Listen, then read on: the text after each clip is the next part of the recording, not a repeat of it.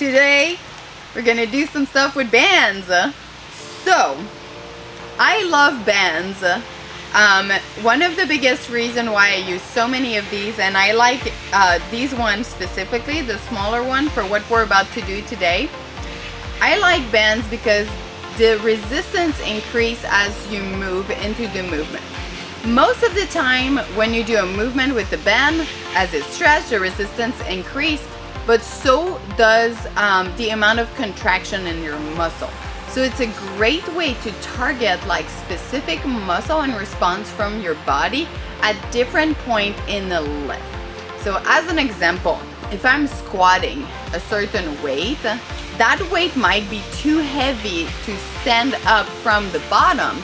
But if I go with a lighter weight on the bar with bands, now the weight increase as I stand. As the weight increase, my muscle contraction is also increasing, and I'm in a position with my body where I'm most of the time at least risk of injury. So the place where we get a lot of injuries with lift would be, for example, when you deadlift. It's literally the second where you try to pick the load up because your muscle aren't really loaded yet. They're like slowly loading with the weight. But now if I add bands, once the bar past my knee, I'm in a much safer position to lift more weight. So it's a great way to have more load at the top, less load at the bottom, safer, and brings a really great, wonderful adaptation. So I'm into bands. Those are the best one in the world. You can find them at ferocefitness.com. We have 3 resistance.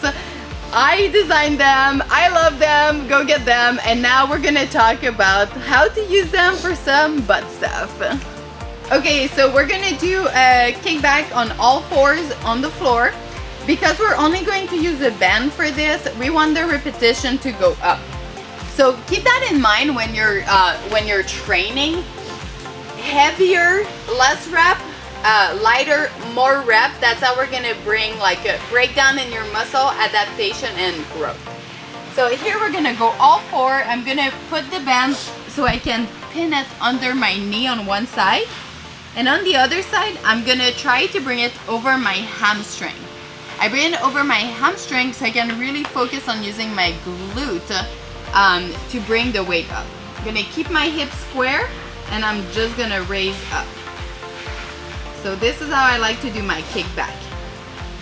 What you can also do in those is just change the angle slightly. So open your knee out slightly and you'll feel it in a different place in your butt. So when you do these movements, really play with your position to try to feel really in your glute where you want to target that muscle the most. Things to look for in this movement, very simple. We don't want this like archy thing. Again, like if my core starts to move in a different way, I'm taking away from that glute contraction by putting it somewhere else. I really want to stay as strict and stable as possible. And the other thing is making sure my hip doesn't sway to the side on the legs that's holding. So everything stays straight.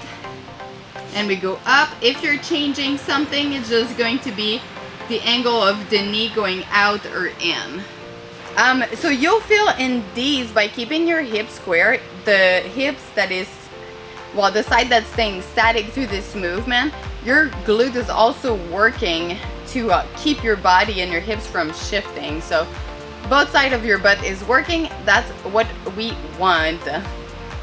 Alright, next movement we're going to do with this little band. I really like and hate these because they just bring tears in your eyes sometimes. These are going to be little pulse kickback. We're bringing some dynamic motion in a kickback, but we're never really letting go of that tension. So it's just a lot of time under tension where there's really no relief pretty much whatsoever, which is great. So here what you're gonna do, you're gonna stand upright with the band around your ankle as so. Legs is going to be straight back. Again, be careful to not be leaning forward because we really want to make sure that We're creating angle at the hips, going back here, so our glute is really coming up and contracting, and we're simply going to pulse back. And just as so. So as you can see, I don't bring my feet back in where there's no more tension on the band. The tension is always on the band, and I'm just pulsing back, and I can feel this glute and the other one both working to stay under tension and help me do this movement. So really love doing these. When I do these, I'll do something like 3 by 50 each side, or like for a whole minute. Try to keep that tension going.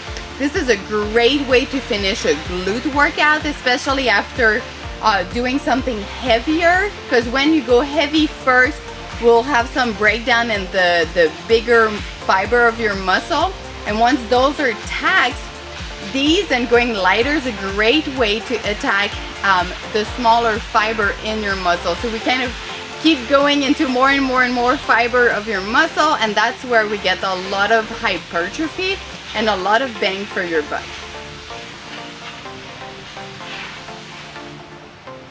This is my new fashion accessory, and I live with it. The last thing today I want to show you guys is simply a bended walk.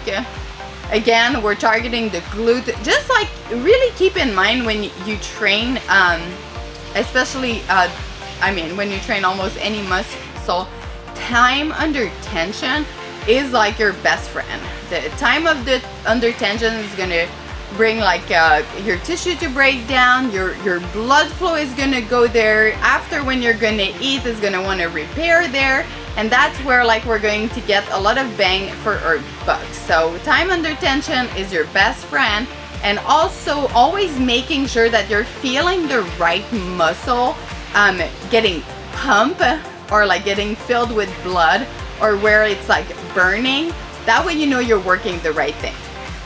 So this is one of my favorite thing to do. It's a little silly, but I literally put my band like this, and I walk around my tennis court or for like a minute, and I'll do that each side, like one loop one side, one loop the other side, because I'm a mental case about being balanced. So I always try to make sure I do everything right. And all I'm going to think about when I do these is that there is tension on the band. So I'm going to keep my legs a little wider, and then I'm going to tilt my hip forward just a little. And if you see, I'm not just going like this, but I'm really pushing my butt back. So when I do this, the last thing I'm going to think about when I walk is pushing my knees out slightly. So now I can really feel, and I don't know if you can see it, when I'm just standing, you can see that my glutes are not really contracted, they're just resting. As I lean forward, you can see that a little bit gets contracted, and as I push my knees out, you really can see that the whole thing kind of lights up, which is what we want. So here I also put my hands on my hips, and I'm gonna put my thumb at the top of my glute like this when I do these, because that way I can feel if my muscle is contracted or not. So I like doing this, just like small tactile cue like this for myself, because sometimes as I get tired, you might not feel a muscle as much, but then you just touch it and you're like, okay, it's happening, or it's not, and then you must change. Also, yes, I did say, let me walk around my tennis court, which now I realize sounds so freaking bougie, but hey, I worked my freaking butt off to get this, so I'm gonna learn to own it.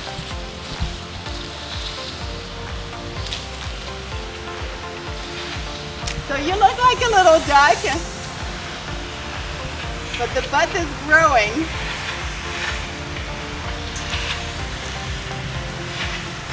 Enjoy! Hey guys, if you've enjoyed this video, make sure to subscribe and follow, and check out my nutrition and training program at furrowsfitness.com. This is where you're going to get everything you need for your body, health, wellness journey transformation to be the best version of you.